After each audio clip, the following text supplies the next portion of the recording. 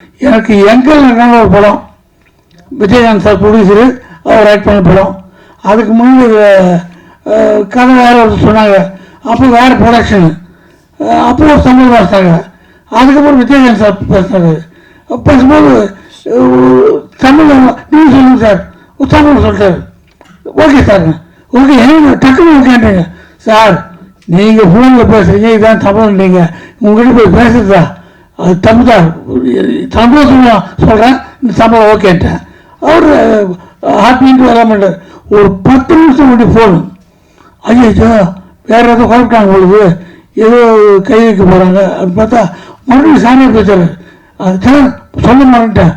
அந்த படத்தில் ரீமேக் அது மலையாளத்துலேருந்து விட்டாங்க. உங்களுக்கு பேண்ட்டை கழட்டுற ஒரு சீன் வருது, அது உங்களுக்கு சொன்னீங்கன்னா உங்களுக்கு ஆச்சரியம் இல்லையா சார்.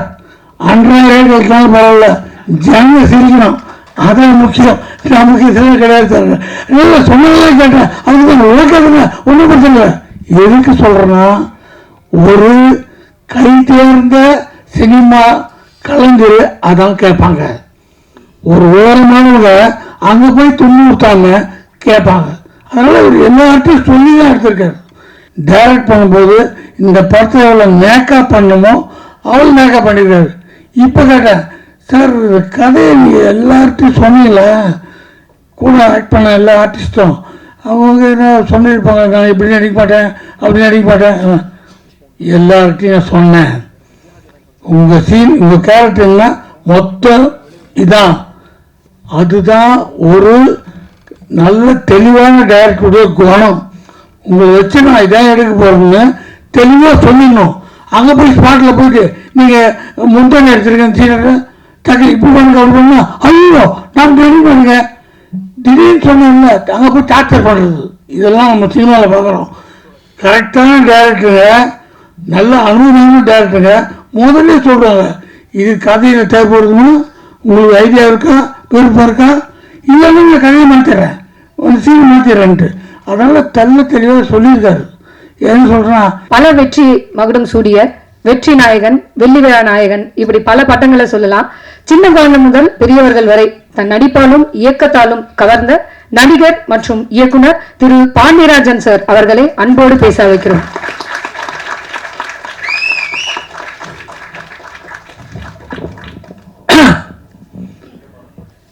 வணக்கம்.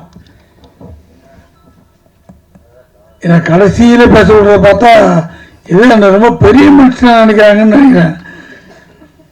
வந்ததுலேயே முதல் ஆள் நான் தான், ஒளிஞ்சு நான் அந்த பக்கம் உட்காந்துருந்தேன்.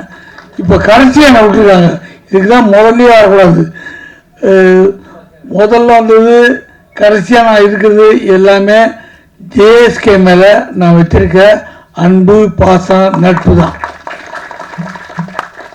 அவர் படம் நான் நடிச்சிருக்கேன். நான் அவர் நான் ஏதாவது வியாபாரமா சம்மந்தப்பட்டிருக்குமா? எதுவும் இல்லை.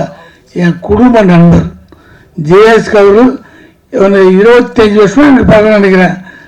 எங்கள் வீட்டு விசேஷம் பண்ணாலும் அவர் அது அவங்க வீட்டு விசேஷத்துக்கு நம்ம போவோம். அந்த மாதிரி ஒரு நட்பு. ஆனால் அழுத்தம் நட்பு. இப்போ ஒரு ஃபங்க்ஷனுக்கு கூப்பிடுறது போக முடியலன்னா, சார் இதான் காரணம் நான் சொல்றதுக்கு மாட்டேன், நீங்கள் என்ன பண்ணுறீங்க, அந்த மேட்ரு எடுத்துருக்கோம், அதுக்கு போயிருப்பீங்க, பரவாயில்ல முடியுங்க, அவரே ஃபைனல் க்ளோஸ் பண்ணுவார். நிஜம் எது யதார்த்தம் எதுன்னு புரிஞ்ச ஒரு அற்புதமான மனுஷன். அப்படி சினிமா எடுத்திருந்தார், டிஸ்ட்ரிபியூஷன் பண்ணார், நடிக்க ஆரம்பித்தார். இன்னும் இது டப்புன்னு பார்த்தா நல்லா நடிக்கிறார். அப்படி பார்த்தா இப்போ டைரக்ஷன்ட்டார். சினிமாவில் அவர் தொடாத இடமே கிடையாது. டிஸ்ட்ரிபியூஷன்லேருந்து எல்லாம் சினிமாவை அக்கு வேற ஆடி வேற தெரிஞ்சு வச்சுட்டு இன்னைக்கு சினிமாவை டைரக்ட் பண்ணி வந்து நடிச்சு வந்திருக்காரு. இவர் எந்த அளவுக்கு சினிமாவை கரைச்சி குடிச்சிருக்காருன்றதுக்கு இங்கே பின்னாடி கட் அவுட்டே உதாரணம். ஏன்னா அவர் தான் ப்ரொடியூசரு, அவர் தான் டைரக்டரு, அவர் தான் கம்பெனி. அவர் போட்டோவை எவ்வளோ கொடுத்து வச்சுருக்கலாம், போட்டோவே காணும். இது தெரியல அனுபவம். நம்ம போட்டோவை இப்போவே பெருசாக வச்சா மற்றவங்களுக்கு சார் போட்டோ இப்போவே பெருசாக வைக்கிறாரு, அப்புறம் பெருசு பண்ணிட்டாருன்னா நம்மளை தூக்கிடுவாரு. இதெல்லாம் வரும். உள்ளூரில் வந்து சைடாக வரும். நம்ம இப்போதான் பெருசு வச்சோம், அடுத்த கட் அவுட் வச்சுருவோம். இப்படி இந்த மேலே ஆசை வரும்னு அதே கிடையாது. தேசத்துக்கு எங்கே இருக்கான்னு தேடுறாங்கலாம் கண் தேவை ஸ்டேட்டில் முதல்ல விளம்பர பிரியர் இல்லைங்கிறத தெரியப்படுத்தல. அதே ஒரு ஆரோக்கியமான விஷயம். அவர் எனக்கு நிறைய அட்வைஸ் பண்ணியிருக்காரு, நிறைய விஷயம் கேட்டுக்குவார், இது எப்படி அது எப்படின்லாம். எல்லாத்துக்குமே ஒரு சிறந்த குடும்பஸ்தான். எனக்கு அவர்கிட்ட பிடிச்சதே தான். அவர் நம்மளாம் மொபைல் ஃபோனில் அந்த பாட்டு இந்த பாட்டு நமக்கு பிடிச்ச பாட்டு தான் வச்சுப்போம்.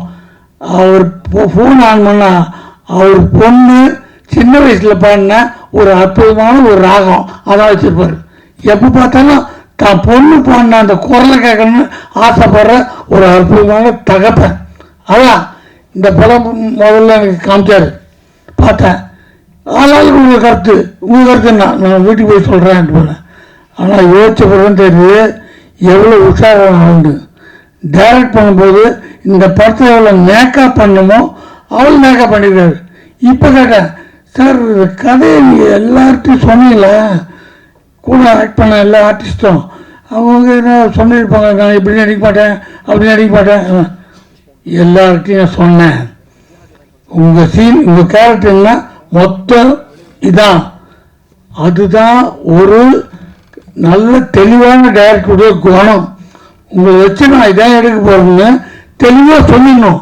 அங்கே போய் ஸ்பாட்டில் போயிட்டு நீங்கள் முந்தானே எடுத்துருக்கேன் சீனரை டக்கு இப்படி பண்ணுங்க அப்படி பண்ணா ஐயோ நான் ரெடி பண்ணுங்க திடீர்னு சொன்னோம்ல அங்கே போய் டார்ச்சர் பண்ணுறது. இதெல்லாம் நம்ம சினிமாவில் பார்க்குறோம். கரெக்டான டைரக்டருங்க, நல்ல அனுபவமான டைரக்டருங்க முதல்ல சொல்கிறாங்க, இது கதையில் தேவைப்படுதுன்னு உங்களுக்கு ஐடியா இருக்கா, விருப்பம் இருக்கா, இல்லைன்னா நான் கதையை மாற்றிடுறேன், ஒரு சீன் மாற்றிடுறேன்ட்டு. அதனால் தெல்ல தெளிவாக சொல்லியிருக்காரு. என்ன சொல்கிறேன்னா, எனக்கு எங்கள் நடந்த ஒரு படம் விஜயகாந்த் சார் ப்ரொடியூசரு, அவர் ஆக்ட் பண்ண படம். அதுக்கு முன்னாடி கதை வேறு ஒரு சொன்னாங்க, அப்போ வேறு ப்ரொடக்ஷனு, அப்போ ஒரு சம்பளம் பேசினாங்க. அதுக்கப்புறம் விஜயகாந்த் சார் பேசினாரு. பேசும்போது சம்பளம் நீங்கள் சொல்லுங்கள் சார், ஒரு சம்பளம் சொல்லிட்டாரு. ஓகே சார், ஓகே என்ன டக்குன்னு கேட்டீங்க சார், நீங்கள் ஃபோனில் பேசுகிறீங்க, இதான் சம்பளம், நீங்கள் உங்கள்கிட்ட போய் பேசுகிறதா அது தப்பு தான், சந்தோஷமாக சொல்கிறேன், இந்த சம்பளம் ஓகேன்ட்டேன். அவர் ஹாப்பின்ட்டு வர மாட்டார். ஒரு 10 நிமிஷம் முன்னாடி ஃபோனு, ஐயோ வேறு ஏதோ குழப்பிட்டாங்க பொழுது, ஏதோ கை வைக்க போகிறாங்க அப்படின்னு பார்த்தா மறுபடியும் சாமியை பேசுறாரு. அது சொல்ல மாட்டேன். அந்த படத்தில் ரீமேக் அது மலையாளத்துலேருந்து விட்டாங்க. உங்களுக்கு பேண்ட்டை கழட்டுற ஒரு சீன் வருது, அது உங்களுக்கு சொன்னீங்கன்னா உங்களுக்கு ஆச்சரியம் இல்லையா சார், அன்றாட கழிச்சாலும் பரவாயில்ல, ஜனங்க சிரிக்கணும், அதான் முக்கியம், நமக்கு இதெல்லாம் கிடையாது சார். இல்லை சொன்னதெல்லாம் கேட்டேன், அதுக்கு தான் உழைக்காதுங்க, ஒன்றும் பிரச்சனை இல்லை. எதுக்கு சொல்கிறேன்னா, ஒரு கை தேர்ந்த சினிமா கலைஞர் அதான் கேட்பாங்க. ஒரு ஓரமானவங்க அங்கே போய் துண்ணூத்தாங்க கேட்பாங்க. அதனால் இவர் எல்லார்ட்டையும் சொல்லி தான் எடுத்திருக்காரு.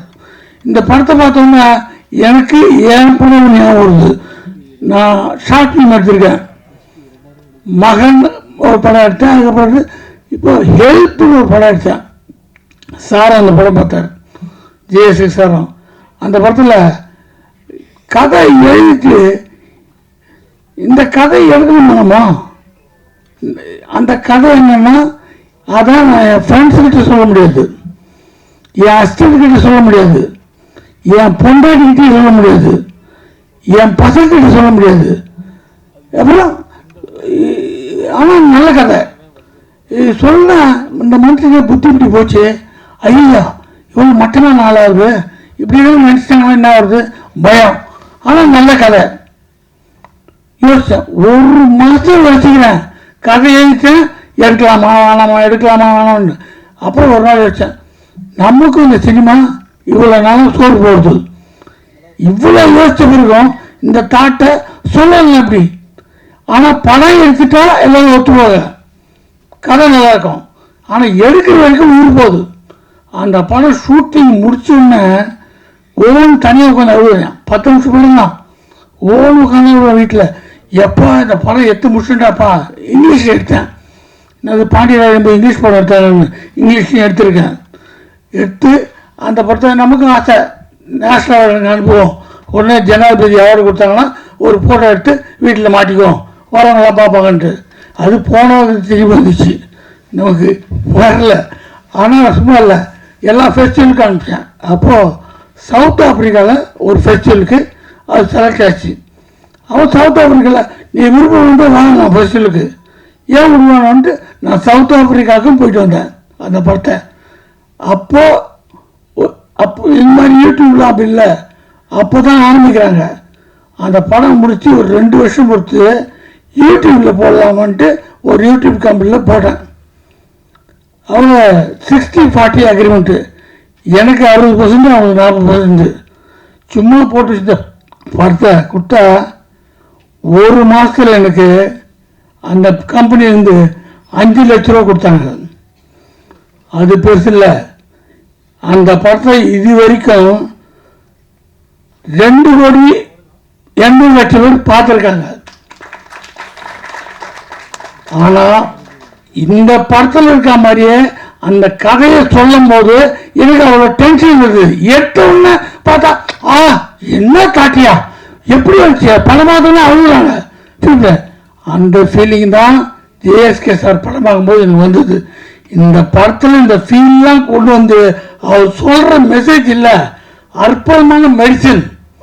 ஒரு சமுதாயத்துக்கு தேவையான ஒரு ஆம்பளைகளுக்கும் பொம்பளைகளுக்கும் அவசியம் தெரிஞ்சுக்க ஒரு விஷயம்.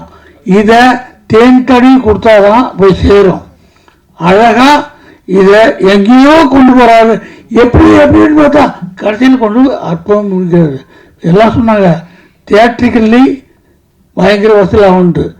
அது உதட்டாலும் இல்லை, உள்ளத்தால உணர்ந்து எல்லாரும் சொல்றாங்க. ஏன்னா அவர் தொட்டது எதுவுமே மிஸ் ஆனது இல்லை. இதை அவர் ஒன்றும் தப்பான பணமுக்கு போல முதல்ல அந்த ஹைலைட்டை பிடிச்சாரு, கிளைமேக்ஸ் பிடிச்சாரு. இது மாதிரி தான் கணக்கு போகணும்னு அதுக்கு இந்த படம் திகட்டாம போகிறதுக்காக அங்கங்கே தேன் தரணும் அழகாக கொண்டு போயிருக்காரு. இந்த மாதிரி ஆட்கள், இந்த மாதிரி துணிச்சல் எல்லாருக்கும் வரணும். அது இங்கே வர்றவங்க எத்தனை பேருமே நான் படம் பார்க்கல ஆனால் பிடிச்சிருக்கின்றாங்க. கொஞ்சம் மாத்திரையே ஒரு டெமிட் வருது. இந்த மாதிரி படங்கள் ஓட ஓட ஜேஎஸ்கே மாதிரி ஆயிரக்கணக்கான டைரக்டர்ஸ் தமிழில் உருவாகிட்டே இருப்பாங்க. ஏன்னா இன்ட்ரெஸ்டிங்கான விஷயம், ஜனங்களுக்கு தேவையான விஷயத்த மருந்து தடவி கொடுக்கும்போது கண்டிப்பாக ஓடும். அவருக்கு எல்லாத்துலேயும் அனுபவம், படத்தை எப்படி ரிலீஸ் பண்ணணும், எந்த தேட்டரில் ரிலீஸ் பண்ணணும், எல்லா அனுபவத்தையும் அனுபவம் கொடுப்பதெல்லாம் மொத்தமும் போட்டு ரிலீஸ் பண்ண போகிறாரு. நீங்கள் வாழ்த்துங்க, இந்த படம் வெற்றி அடையும். நன்றி, வணக்கம்.